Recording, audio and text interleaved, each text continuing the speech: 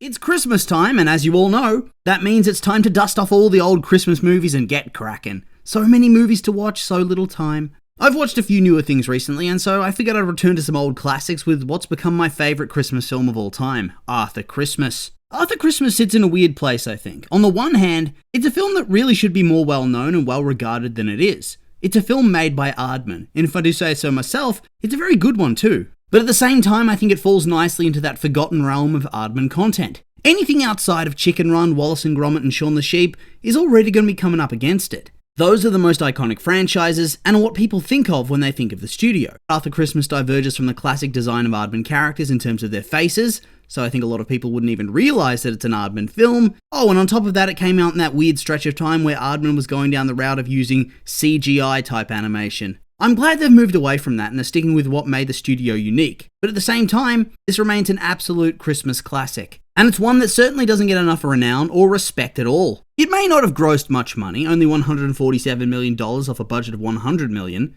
but it had great reviews from critics and audiences alike. With a 92% critic score and a 77% audience score on Rotten Tomatoes. And it just makes me feel all warm and fuzzy and happy. It's a bona fide comfort film for me. That being said though, just because I really love the movie, doesn't mean I can't pick it apart for being a little bit silly or having story points that don't make any sense whatsoever, even in the fantastical world of Santa Claus. Now, before we dive into that sort of thing, I do just want to point something out. Tongue in cheek, that's all this is. Still love the movie and whatnot, but overanalyzing things is one of my favorites. It's like a Christmas gift just for me, from me. Perfection.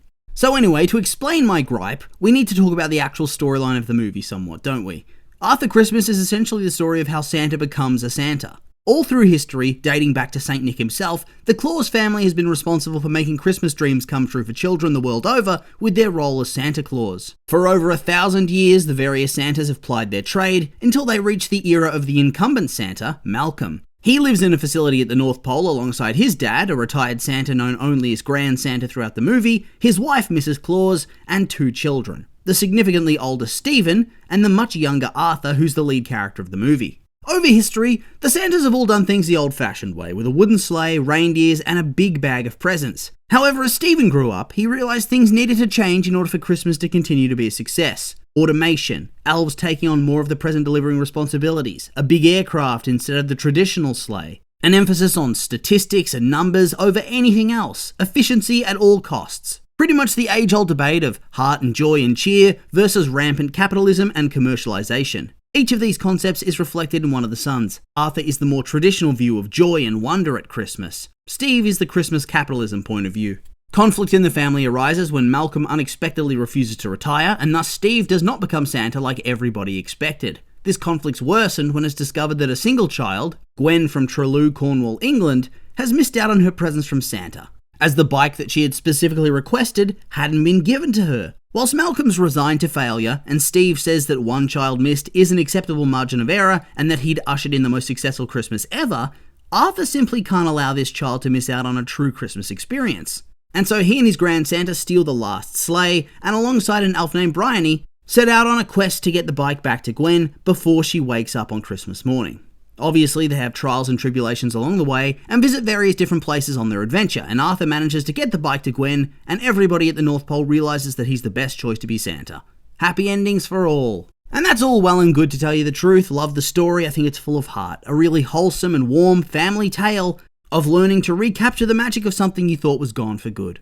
That being said though, for me, the story itself, something I never really questioned at all, is built on shaky foundations, to the point that I don't think anything that actually happens within the movie is even possible, even with magic. This was something I first noticed a couple of years ago now, but I never really bothered to dive into it. I just ranted at my girlfriend and my family whenever I'd watch the movie. Since I don't want to bother them with my sad screed anymore, I figured I'd get it out and be able to move on with my life. So the timeline of this film to me makes no sense. The way time works, the way that time zones work. None of it seems to have been taken into account when they were making the movie. Now once again, before we go any further, we'll just reiterate. Don't be one of those people that takes a largely tongue-in-cheek video as a true critique, but let's begin. Okay, so the story begins in eastern Denmark at 11:59 PM on Christmas Eve, where we witness the new age delivery of presents by the S1 and the crew of elves, with Santa simply plopping down his token gift. They move on from Denmark to Germany, which is reasonable. It makes a lot of sense. They even show us a handy map from east to west, showing the countries they have visited and completed so far.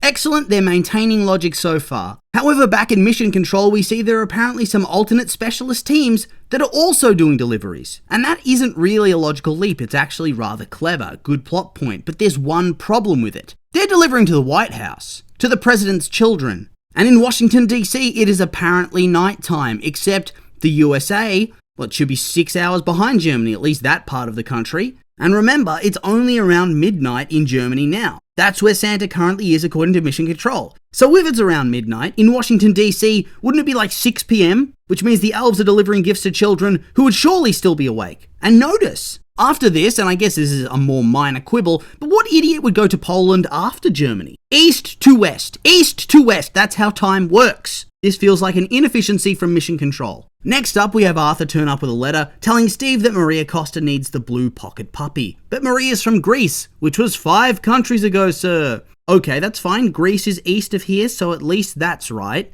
But what wacky-ass directions are they going? That Greece would only be 5 countries ago. They're currently in Poland. 1 country ago is Germany. 2 countries ago is Denmark. Then what? Look at all these countries between. What are they doing? How is this the most efficient operation? Then, after we've seen Poland on the screen whilst Arthur was literally talking to Steve, by the end of the conversation when Santa is almost caught by a waker, they are now in France. You can see the flag on the screen. I mean, what sort of terrible schedule's this? Poland, then France? They're just on Germany, that's between them. What a waste of time, going back and forth. Ugh, why not? At least they're going in the right direction now. Except now we see the Polish flag again on the screen for the next country on the list as the scene ends. Regardless, the S1 returns to the North Pole at 4:19 AM on Christmas Day. What time zone are we using for this 4 AM? Well, for Santa to have finished his run properly with children actually being asleep and everybody getting the presents, I'd expect it to have to be 4 AM in one of the time zones of the Americas. Probably one of the time zones on the extreme left of the standard time zone chart. Otherwise, Christmas wouldn't be over yet. There'd still be presents to deliver and countries to visit. It's 4:43 AM by the time the Claus family sits down to have their Christmas meal. I gotta ask, why do they do it then instead of going to bed and eating together on Christmas Day at a more reasonable time? I don't know, it's not really explained, but sure. They guess they're gluttons for punishment. It's at 5:10 AM that Steve first gets word that a child's been missed. 5:10 AM where? Guess we'll find out. But if it's by the time that it needs to be for Christmas to work, so 5 AM in the western section of North America, well, bad luck to this kid because she's actually missed out on her gift from Santa. She'd be awake by now. Bryony's right, this is the girl that Santa hates. So already, we can see that even with Christmas magic, there is no way this sequence of events could even happen. There's no way for the story to unfold in a way that actually follows the laws of time. Christmas Day is in full swing in that part of the world. Santa's missed his chance. Whoopsie. So we've already talked about that, but I'll keep complaining about it anyway. They set out from the North Pole at 5:37 AM and they head south. Do they head directly south from their position to go to the UK, which would be rather straightforward considering they're in the North Pole? No, they don't. That would be too easy. As after all, the Santas always come through Canada. Also, in this scene, Grand Santa tells Arthur that he himself is 136 years old. Fair enough, Santas are magic. I can see him being that old. And looking at his portrait dates, it does fit if you assume that being Santa magically ages you to have a beard and white hair. After all, according to this dude, he inherited the role at 27 and retired at 66. But he already looks rather old in his portrait, especially when you factor in that Steve was already the power behind the sleigh during the Cuban Missile Crisis in 1962. I'd assume for him to be powerful enough to pressure Malcolm to scrap the sleigh and stop Grand Santa from flying, he at minimum needs to be an adult there. So 18 at minimum, which would make him the same age that Grand Santa was at retirement in the movie. But he's looking far more vigorous, far younger. Compare Steve to Grand Santa's portrait when he was the active Santa. All you need to say. But all of this is simply to say the Claus family is old. But Arthur's clearly not old. His dad already looks old as hell in their painting together, so he's clearly born at some point after the 40s. Probably much later. If we're being perfectly generous, maybe we could say he's the age of James McAvoy, his voice actor.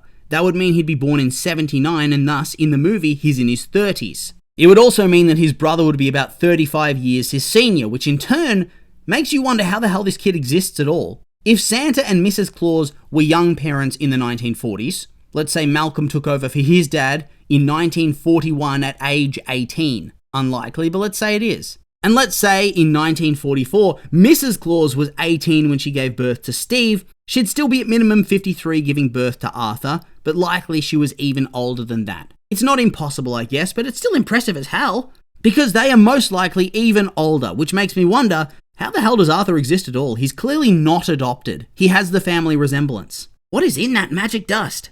Enough about that though. It's back to complaining about the timeline. So apparently the clauses always come through Canada. Why? Makes no sense to do that. That should be towards the end of your timeline list. When you're starting your Christmas run, it would be daytime in Canada, wouldn't it? Wouldn't even be Christmas Eve. You need to hit those Eastern time zones first. Hell, you don't even need to go that way to get to your starting point either, because you're starting at the North Pole. You can simply go in that direction to begin with. You're on top of the world, son. We check in with the clauses once again in Idaho at 5:53 a.m. So in Idaho, if it's 5:53 a.m., in Trelew, it would be 12 p.m. on Christmas Day. So she's missed out. But then in the Atlantic, it's suddenly also just 6 a.m. Also, it's 6 a.m. in Tanzania, but that's even worse because that's hours ahead of the UK. 3 hours, I think. And then they head over to Mexico for Arthur and Co., where it's 6:30 still. And then they head to the UK, where it's the same time again. Meanwhile, Steve and Malcolm eventually turn up at the same house in Mexico that Arthur visited, at the same time that Arthur's getting the gift to Gwen, at apparently the same time on the clock, which is impossible. Must be the magic of Christmas. And yet all those governments working together don't notice that they're inexplicably at the same time as each other. Oh well. And so, yeah, not really much else to say beyond that point. It's bothered me for a while, but now it's out, and I can finally go back to forgetting about that plot hole forever. I can move on with my life, thank God. Time to just enjoy the movie. And so with all that being said, these have all been my opinions, and now I'd like to hear yours. What do you think of my ridiculous screed here? Are you on board with me? Maybe you think I'm just an idiot. I'm curious for your thoughts, so make sure to like, comment, and subscribe, and let me know.